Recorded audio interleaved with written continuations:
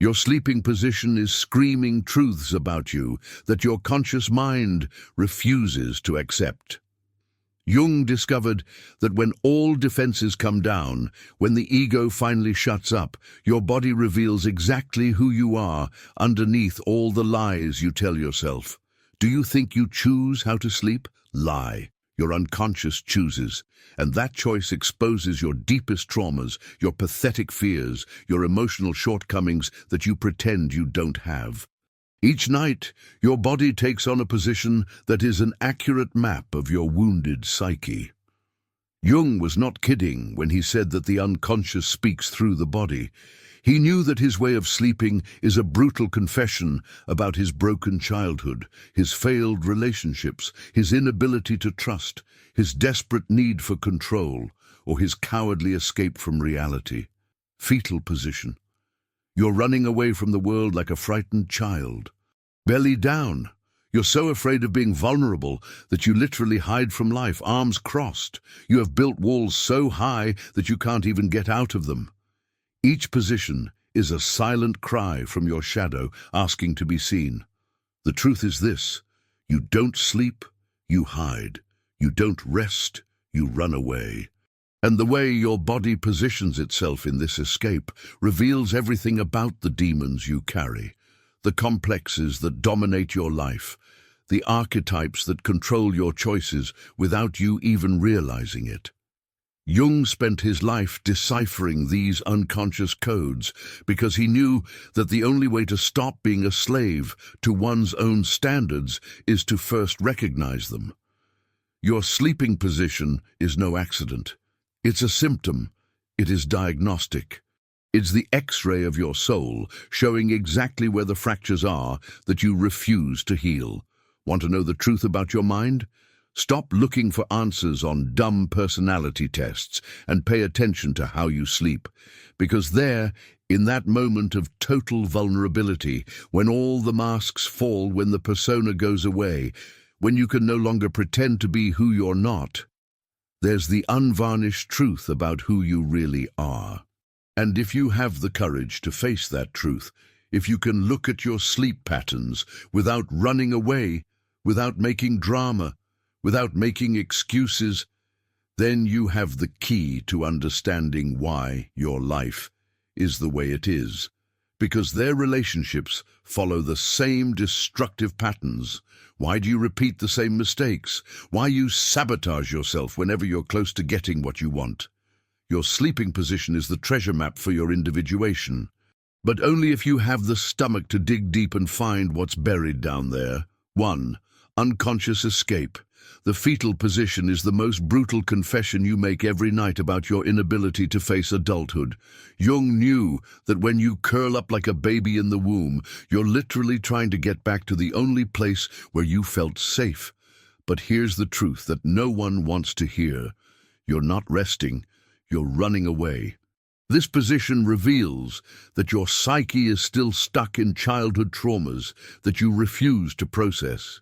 You bend your knees, hug your legs, turn sideways, and assume the exact posture you had when you were a frightened child hiding under the covers. Your unconscious is screaming that the adult world is too threatening for you to bear. Jung would call this psychic regression.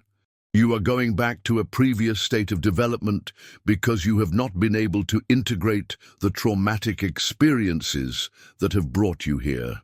Each night, you literally turn into the wounded child who was never healed. And the worst thing is that you don't even realize you're doing it.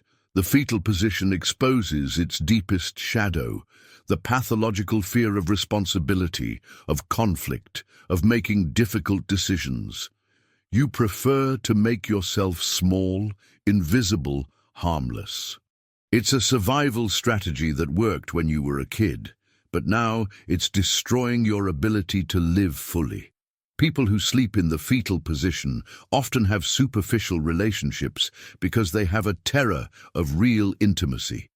They get closer to a certain point, and then they shrink, they close in, they create distance. It's the same pattern they do in bed. Protect themselves from any threat, real or imagined. Jung would say that you are being dominated by the eternal child archetype. You want the benefits of adulthood without taking the risks. He wants to be loved without exposing himself. He wants to grow up without leaving the security of childhood. And this contradiction is killing you inside. The truth is that you choose this position because you still believe that the world will hurt you if you show yourself whole. You carry wounds of abandonment, rejection, or abuse that have never been consciously processed. So your body does the work. Every night it reminds you that you're still that scared child who needs to hide to survive. But here's what Jung discovered. As long as you keep fleeing into this fetal position, you'll never be able to individuate yourself.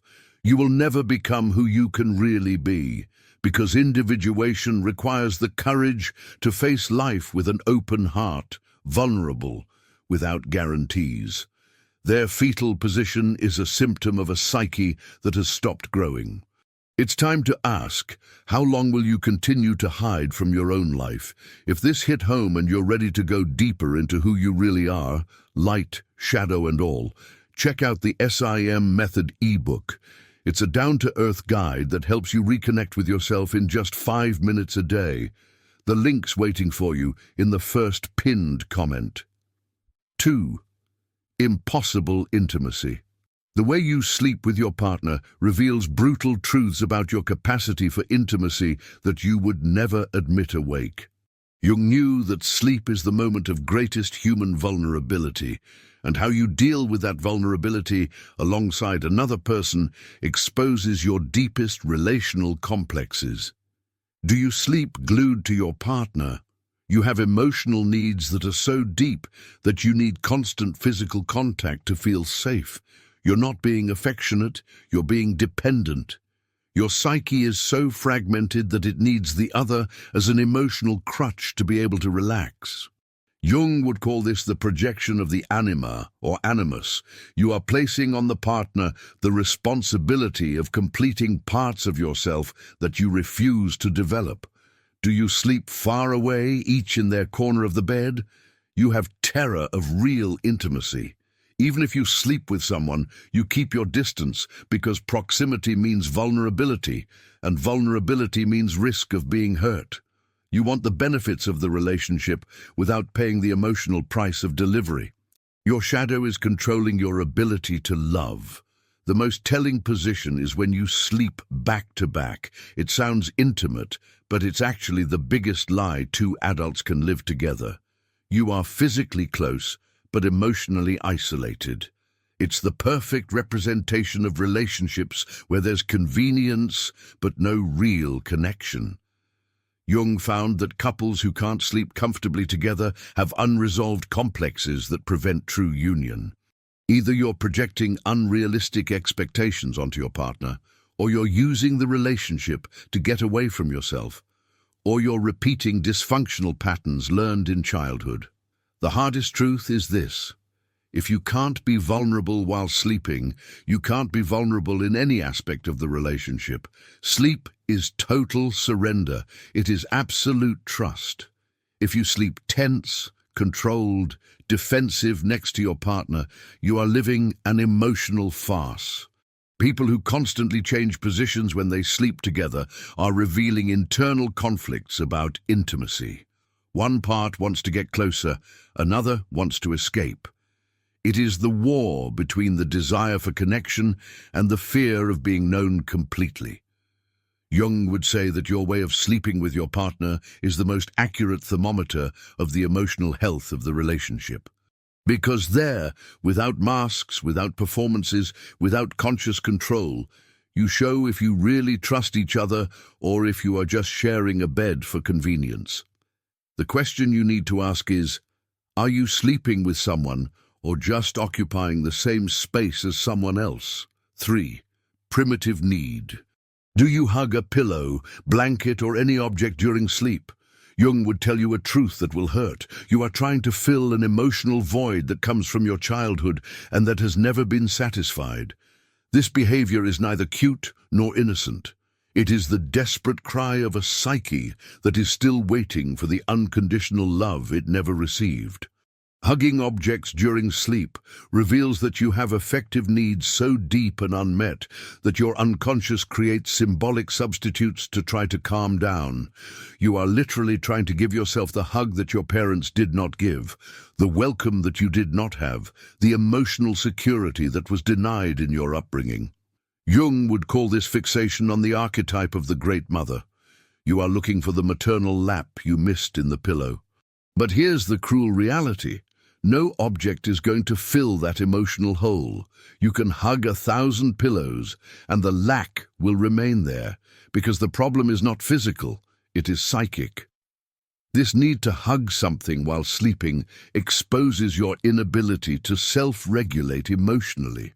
You didn't learn to calm down on your own because you never had healthy role models for how to deal with anxiety, fear, or loneliness. Then your body desperately seeks something external to do the work your psyche is supposed to do. The harder truth is that people who hug objects during sleep often have problematic relationships in adulthood. They place the same expectation on their partners that they put on the pillow, to be the object of comfort that will solve all their insecurities. And when their partner fails in this impossible mission, they feel abandoned again. Jung found that these patterns reveal unresolved abandonment complexes. You embrace objects because you are terrified of being alone with your own thoughts, with your own fears, with your own company. You need something external to feel safe because you've never developed internal security. The hugging pillow is also a form of control. Unlike real people, objects don't reject you, they don't abandon you, they don't disappoint you. You can squeeze as much as you want, and they don't go away. It is a false, safe, predictable intimacy, but it is also a dead intimacy. This primal lack that manifests itself in sleep is sabotaging your ability to grow emotionally. You continue to seek outside of yourself that which can only be developed internally. The ability to love yourself, to calm down, to be enough. Jung would say that as long as you keep hugging objects to sleep on, you are avoiding the real work of individuation. You are choosing the false comfort of regression instead of the courage to face your shortcomings and turn them into inner strength. The question is, how long will you keep trying to fill an emotional hole with objects that will never be able to love you back? 4. Absolute control. Sleeping on your stomach is the clearest confession that you have a pathological need to control everything around you, including your own vulnerability. Jung would immediately recognize in this position the manifestation of a hypertrophied ego that refuses to accept that there are things in life that are beyond its control. When you sleep on your stomach, you're literally protecting yourself from attacks from behind. Your unconscious is so paranoid, so suspicious, so full of fear that even during sleep you can't completely relax. You need to maintain visual control of the environment even if your eyes are closed. It is a position of war, not rest. This position reveals that you carry deep traumas related to betrayal, abandonment, or abuse. At some point in your life, you were caught off guard, you were attacked when you were vulnerable, and your unconscious swore that it would never happen again. So, you sleep like a soldier in enemy territory, always ready for battle.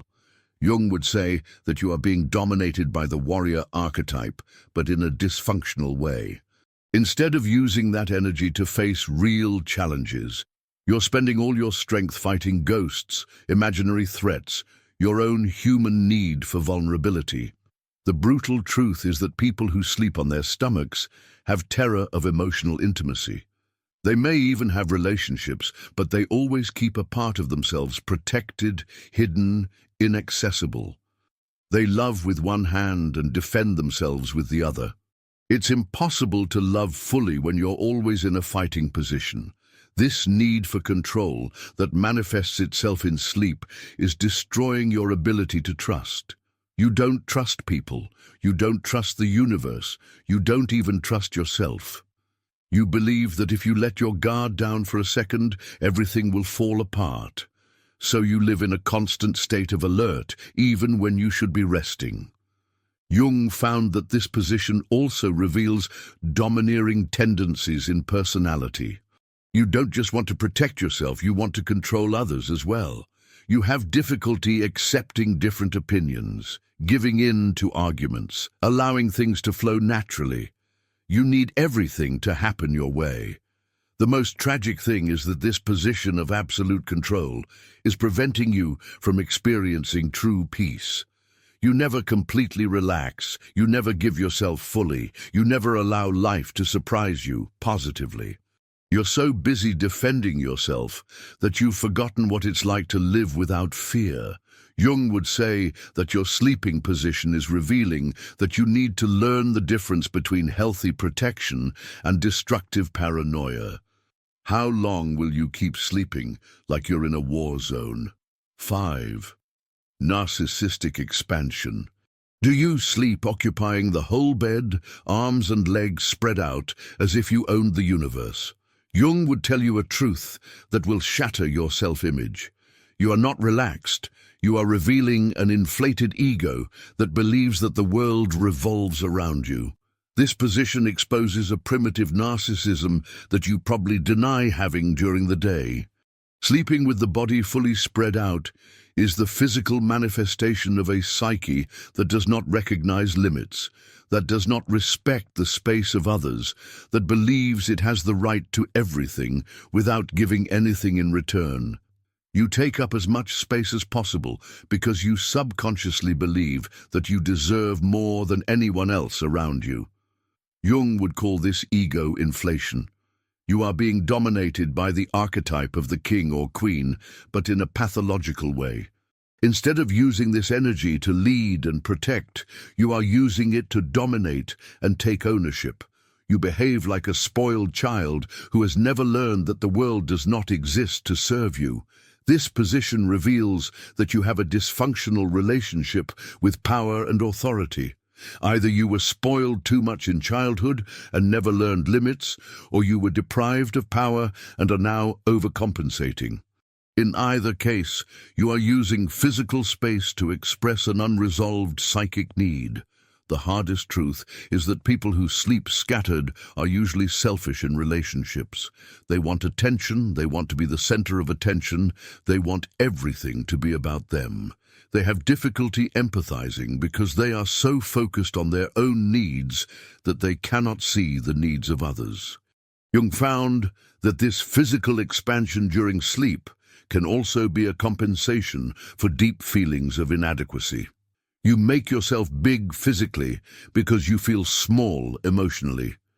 You take up space because you're afraid of not being noticed, of not being important, of not mattering to anyone. But here's the contradiction. The more space you physically occupy, the less space you occupy in people's hearts.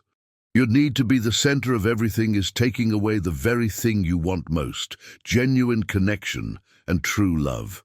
This position also reveals an inability to collaborate, to share, to consider the needs of others. You can share a bed with someone, but you'll try to take up most of it.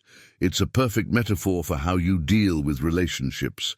You want the benefits, but you don't want to pay the price of reciprocity. Jung would say that your expansion during sleep is showing that you confuse self-esteem with arrogance, confidence with arrogance. You're trying to fill an inner void by taking up outer space, but that's never going to work, because the problem isn't one of size, it's one of substance. The question you need to ask is, are you spreading yourself out because you feel big, or because you're afraid of being too small to be loved? 6. Active defenses. Arms crossed, legs intertwined, body closed like a fortress during sleep. Jung would immediately recognize in this position the manifestation of a psyche that has built walls so high that it can no longer even get out of them. You're not sleeping. You're barricading yourself against the world. This position reveals that you carry wounds so deep that even unconsciously you can't let your guard down. Your crossed arms are a physical barrier against emotional intimacy. Its intertwined legs are a way of keeping itself closed to any possibility of invasion. You have turned your own body into a prison. Jung would call this the hypertrophied defense complex. You are being overwhelmed by the shadow of fear, by the paranoia that any opening will be used against you. At some point in your life, you were betrayed, hurt, or abandoned so brutally that your psyche decided it would never take that risk again. The cruel truth is that this defensive position is killing your ability to receive love. You may want to be loved, but your defenses are so rigid that no one can get close enough to touch you emotionally. You have created a protection system so efficient that it also blocks out everything good that could come into your life. People who sleep with active defenses often have superficial relationships because they are terrified of being known completely. They get closer to a certain point and then trigger the defenses automatically. It is an unconscious pattern that sabotages any possibility of real intimacy. Jung found that this position also reveals an internal war between the desire for connection and the fear of being hurt again. A part of you wants to open up, wants to trust, wants to love. But another stronger part is convinced that openness means destruction. So you live in constant conflict, wanting and fearing the same thing. This body defense during sleep is also a form of control. You believe that if you keep everything closed, nothing bad can happen. But you have forgotten that when you close yourself off from pain, you also close yourself off from joy. When you block the possibility of being hurt, you also block the possibility of being healed. The defensive position reveals that you are stuck in the past, reliving old traumas every night. Instead of processing and integrating these experiences, you are perpetuating the cycle of fear that created them. You're letting people who have hurt you in the past control your present. Jung would say that his active defenses during sleep are a symptom of a psyche that stopped growing at the time of trauma. You are using energy that could be directed towards healing and growth just to maintain walls that no longer protect you. They only isolate you. The question is, how long will you continue to defend yourself from ghosts of the past, instead of opening yourself up to the possibilities of the present? 7. Psychic instability. Do you change positions constantly during the night? Can never stand still? Wake up several times for no apparent reason? Jung would tell you that your sleep is exposing a civil war within your psyche. You're not resting. You're fighting yourself every night, and that inner battle is manifesting through your inability to find physical peace. This constant restlessness during sleep reveals that you have unresolved psychic conflicts that are consuming your mental energy even when you should be recovering. Your conscious mind may even pretend that everything is fine during the day, but your unconscious can't lie. He's screaming through your body that there's something deeply wrong that you refuse to face. Jung would call this psychic dissociation. Different parts of your personality are at war, pulling you in opposite directions. One part wants one thing, another part wants the opposite. One part wants to open up, another wants to close itself. One part wants to trust, another wants to run away. And this internal fragmentation is preventing any possibility of real peace. Constantly changing position during sleep also reveals chronic anxiety that you are likely to minimize or deny during the day. You can even say that you're fine, that you're dealing with everything, but your body is telling a different story. It's showing that you live in a constant state of alert, always waiting for something bad to happen. This physical instability is a direct reflection of your emotional instability. You can't make firm decisions, you can't commit to choices, you can't trust your own judgments. So you keep changing your opinion, changing direction, changing your position, always looking for something you never find, because the problem is not outside, it is inside. Jung found that people with this sleep pattern often have difficulty integrating traumatic experiences. They keep reliving situations from the past, trying to find different solutions, imagining alternative scenarios. It's as if the mind gets stuck in an infinite loop, trying to solve something that has already happened and can no longer be changed. The harshest truth is that this nighttime restlessness is preventing you from properly processing your emotions. Sleep is the moment when the psyche organizes the experiences of the day, integrates memories, heals emotional wounds. But if you can't sleep soundly, this healing process never fully happens. Their instability during sleep also reveals an inability to accept reality as it is. You're always trying to escape, always trying to find a more comfortable position, always believing that if you change something external, you'll feel better internally. But the problem is not the position, it is the resistance to one's own experience.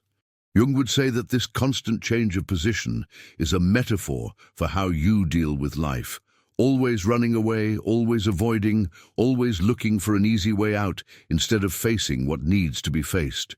You're spending more energy running away from your problems than you would otherwise spending solving them. The question is, how long will you keep running from yourself, even in your sleep? 8. Vulnerability denied. Do you sleep on your back, completely exposed, as if nothing in the world could threaten you? Jung would tell you that this apparent confidence may actually be the biggest lie you tell yourself. Sleeping on your back reveals a profound psychic contradiction. Either you have a genuine confidence that few can develop, or you are denying real dangers out of sheer emotional naivety. This position exposes two extreme possibilities of the human psyche. The first is that you've actually managed to integrate your life experiences so thoroughly that you're not afraid to be vulnerable. You learned that vulnerability is not weakness, it is courage. You understood that protecting yourself too much is a way to kill yourself alive. If that's the case for you, you're a psychological rarity. But Jung knew that the second possibility is much more common. You're sleeping on your back because you're denying the reality of the emotional dangers that surround you. You're pretending that you don't need to protect yourself because acknowledging the need for protection would mean admitting that you've already been hurt, that you're vulnerable, that you have no control over everything. This denial of vulnerability is a primitive defense that works like this. If I pretend I can't be hurt, then I won't be hurt. It is child's magical thinking applied to adult life. You are sleeping as if you were invincible because you are terrified of accepting your own human frailty. Jung found that people who consistently sleep on their backs often have a dysfunctional relationship with power and control. They either feel so powerful that they believe they are above any threat, or they feel so powerless that they have completely given up on protecting themselves. In both cases, they lost the ability to assess real risks. The more complex truth is that sleeping on your back can reveal both extreme emotional maturity and extreme emotional immaturity. The difference is in consciousness. If you consciously choose to be vulnerable because you understand that this is how you live fully, that is wisdom. If you're vulnerable because you can't recognize when you should protect yourself, that's dangerous naivety. This position may also indicate that you have a pathological need to be seen as strong, courageous, unwavering. You sleep on your back because you want to prove to yourself and to the world that you're not afraid of anything. But this need to prove courage often hides a deep fear of being seen as weak or inadequate. Jung would say that true emotional maturity is not always sleeping on your back or always on your side. It is in having the flexibility to adapt to circumstances, to recognize when it is appropriate to be vulnerable and when it is necessary to protect oneself. The question you need to ask is, are you sleeping on your back for wisdom or for denial? Are you being brave or are you being inconsequential with your own emotional security? 9. Emotional rigidity. Do you sleep like a soldier standing at attention?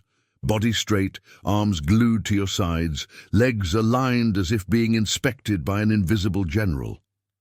Jung would immediately recognize in this position the manifestation of a psyche that transformed control into prison, discipline into rigidity, and order into emotional death. This military stance during sleep reveals that you're so afraid of internal chaos that you've created strict rules for even the most vulnerable time of day.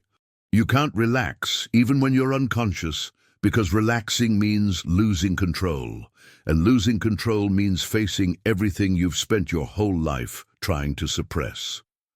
Jung would call this the tyranny of the superego. You have internalized authoritarian voices from your childhood so deeply that they control even your involuntary movements.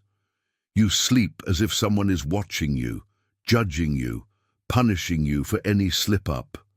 Even alone in your bed, you are not allowed to be human. This body rigidity is a direct reflection of your emotional rigidity. You probably have difficulty expressing feelings, being spontaneous, doing things without planning every detail. You live as if life is an exam that you can fail at any time if you don't follow all the rules perfectly. The brutal truth is that this position reveals that you are terrified of your own human nature. You want to be perfect, controlled, predictable, because you believe that if you show any flaw, any weakness, any genuine emotion, you will be rejected or punished. Then you turn into a robotic version of yourself. Jung found that people who sleep in military positions often grew up in environments where emotional expression was seen as weakness, or where mistakes were disproportionately punished.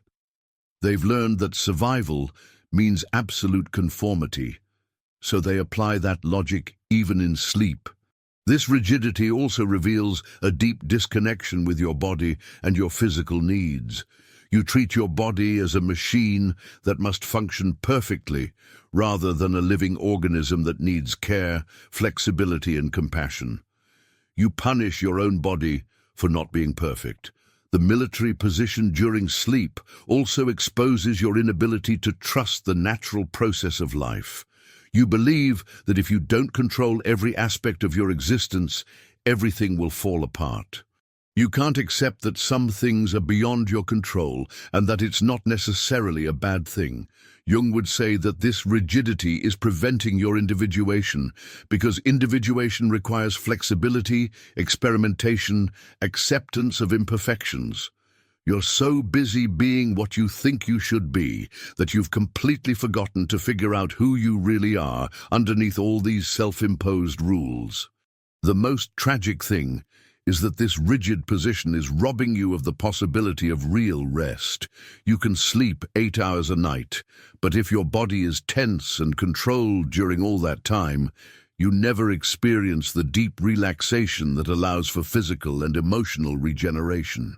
The question is, are you sleeping like a soldier because you chose discipline or because you are too afraid of being human? 10. Conscious awakening.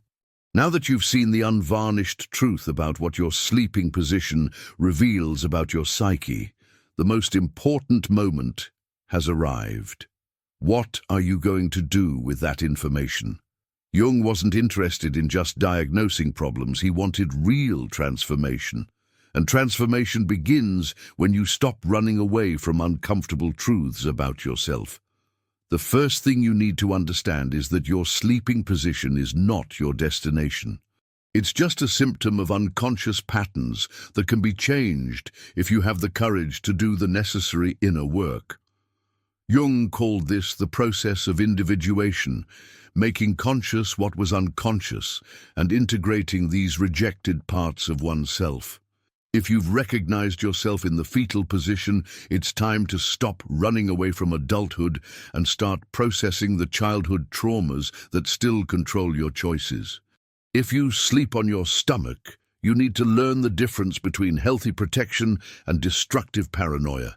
If you hug objects, it's time to develop the ability to self-regulate emotionally. Change begins with conscious observation. For a week, pay attention to how you fall asleep and what position you wake up in. Don't try to change anything yet. Just observe. Jung knew that consciousness is the first step to any real transformation. You can't change what you don't recognize. The second step is to question the patterns you discover. If you always sleep curled up, ask, what am I protecting myself from? What fear is controlling this choice? If you sleep hard, question, what part of me is afraid to relax? What punishment do I think I'll receive if I let my guard down?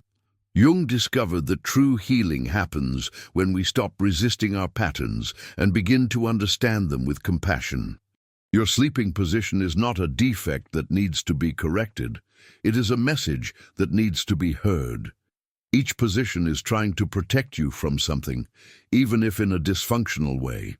The third step is conscious experimentation. Once a week, try to sleep in a different position than usual. If you always sleep closed, try an open arms night.